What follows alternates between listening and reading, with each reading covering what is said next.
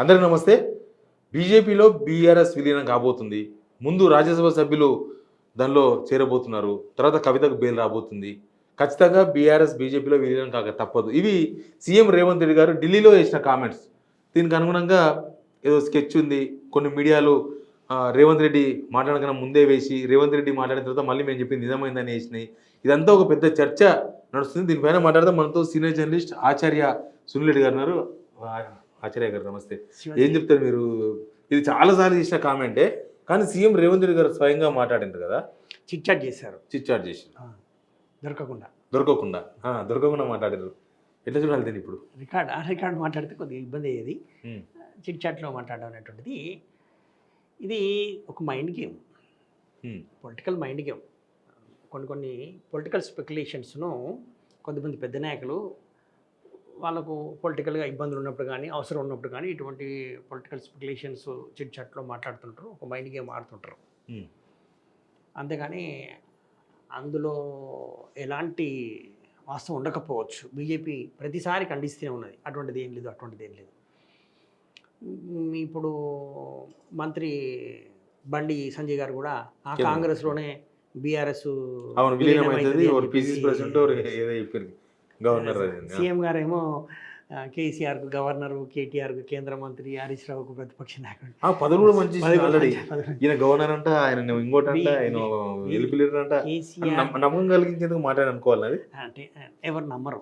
ఇటువంటి వాటికి క్రెడిబిలిటీ తక్కువ ఉంటుంది. ఓకే. ఇప్పుడు కేసీఆర్ కుటుంబ పాలన అని ఆరోపించింది బీజేపీ. అటువంటిప్పుడు కుటుంబానికి పదవులు ఇస్తుంది బీజేపీ. ఇస్తే బీజేపీని జనం ఏమంటారు? ఏమైంది మీ ఆరోపణలు అన్నారా? పలచనైపోదా బీజేపీ? ఇంకోటి చాలా తక్కువ బీజేపీలో కుటుంబ ఫ్యామిలీ మెంబర్స్ ఉన్నటువంటిది. ఇప్పుడు కర్ణాటకలో చూస్తే యడ్యూరప్ప కొడుకు ఉన్నట్టు, అమిత్ షా కొడుకు రాజకీయాల్లో లేడు. తర్వాత రాజస్థాన్కి వస్తే వసుంధర రాజే సింధియా ఆమె కొడుకు, అట్లా ఫడ్నవీసు సిస్టరు, ఇట్లా ఒకరిద్దరు కంటే ఎక్కువ ఉంటారు. అట్లా అంతకుముందుకు మేనకా గాంధీ కొడుకు, ఇట్లా ఇద్దరు కంటే ఎక్కువ పెద్దగా తప్పని పరిస్థితిలో మొదటి నుంచి రాజకీయాల్లో ఉన్నటువంటి వాళ్ళు.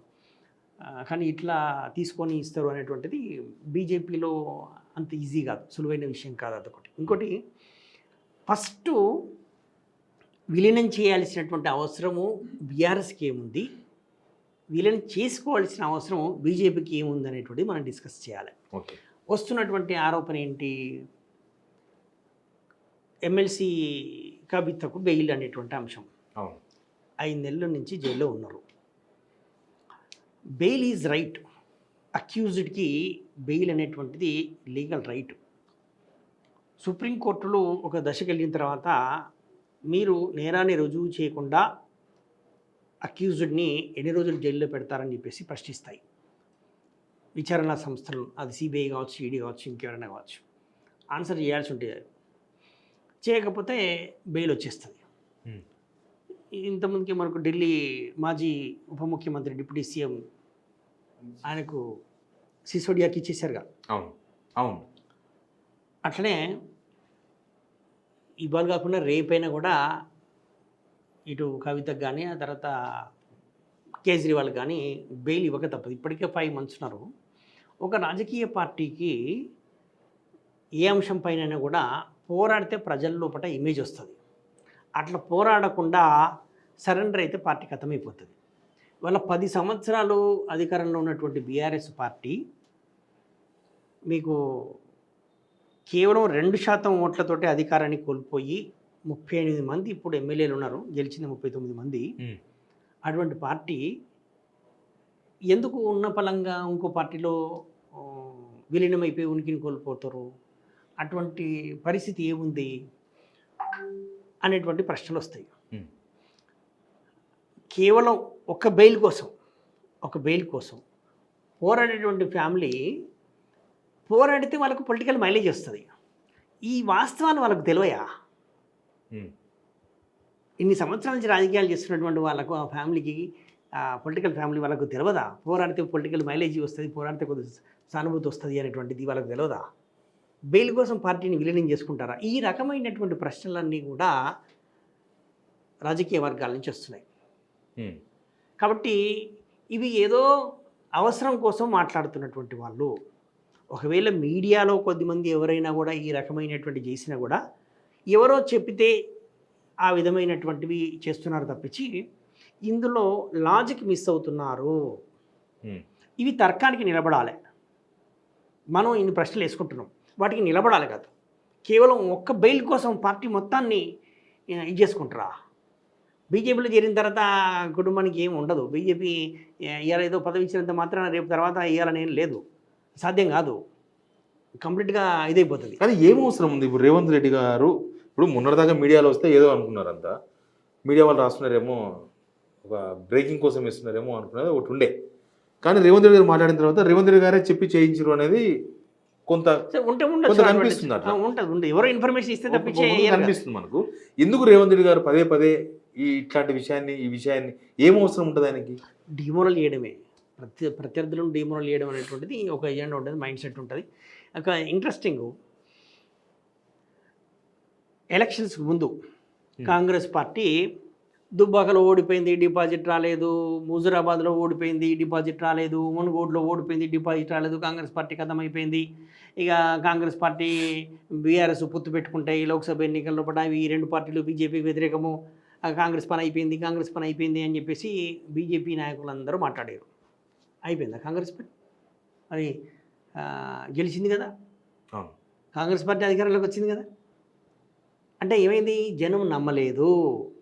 అటువంటి కామెంట్లను, అటువంటి పొలిటికల్ స్పెక్యులేషన్, ఆ మైండ్ సెట్ను, పొలిటికల్ మైండ్ గేమ్లు ఆడినటువంటి పార్టీలను జనం నమ్మలేదు.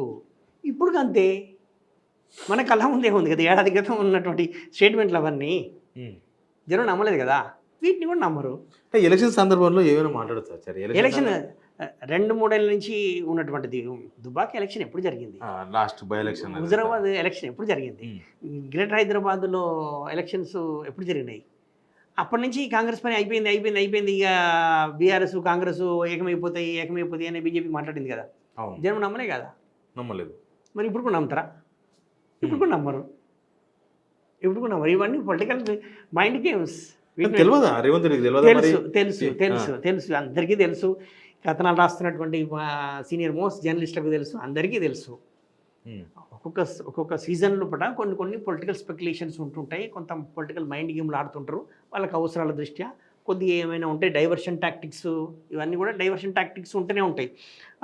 అధికార పార్టీ కానీ ప్రతిపక్ష పార్టీ కానీ ఏదైనా ఒక ఇబ్బందికరమైనటువంటి ప్రజలను ఫేస్ చేయడంలో ఇబ్బందికరం, ఇప్పుడు రుణమాఫీ అంశం ఉంది, దాన్ని ఫేస్ చేయడానికి ఇబ్బంది, అటువంటప్పుడు ఇటువంటి డైవర్షన్ టాక్టిక్స్ చేస్తూనే ఉంటారు. జనాలకు కూడా తెలుసు ఇవన్నీ డైవర్షన్, మనం చెప్పాల్సిన అవసరం లేదు, వాళ్ళకి తెలుసు. అందుకే కదా మరి కాంగ్రెస్ పార్టీకి ఓటేసి గెలిపించారు, ఎంత చెప్పినా కూడా నమ్మలేదు. ఇప్పుడు కూడా అంతే అవుతుంది. ఇప్పుడు కూడా బీఆర్ఎస్ అయిపోతుంది అని చెప్పేసి ఎంత చెప్పినా కూడా జనాలు నమ్మరు. కానీ రేవంత్ రెడ్డి ఒకే దెబ్బకు 2 పిట్టలు బీజేపీ బీఆర్ఎస్ కొట్టొచ్చు అని అట్లా మాట్లాడుతుండొచ్చా? వాళ్ళు ఏమన్నా అనుకోని, కానీ అవి సాధ్యం కావు. సాధ్యంగా మాట్లాడుతున్నారు అనుకున్నంత మాత్రాన.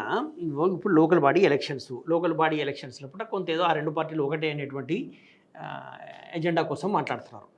లోకల్ బాడీ ఎలక్షన్స్ లోపల ఈ ఇష్యూస్ కావు. అక్కడ క్షేత్రస్థాయిలో ఉండేటువంటి క్యాడరు, క్షేత్రస్థాయిలో ఉండేటువంటి ఇష్యూస్, ఈ ప్రభుత్వం మీద ఉండేటువంటి ఇచ్చిన హామీల అమలు, ఇవి పనిచేస్తాయి. కానీ ఈ పొలిటికల్ స్పెక్యులేషన్స్ ఇవి ఇప్పుడు అసెంబ్లీ ఎన్నికలు కావు కదా, ఏమవుతుంది ఏందనేటువంటి దానికి.